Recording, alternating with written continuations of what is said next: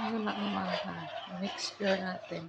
Gata, mais, sweet corn, at saka sugar, at saka condensed. Nilagyan ko ng asukal, isa't kalahati kasi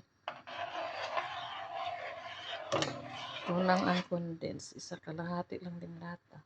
Ayun, tinunaw ko na ang cornstarch para ready na pagkulo. Ready na din ang aking container na lalagyan. Ready ko na. Ayan na siya guys. Ano kalapot oh. Ito na yan. Isali na natin sa ating mga tupperware. Okay na to. Patayin ko na apoy.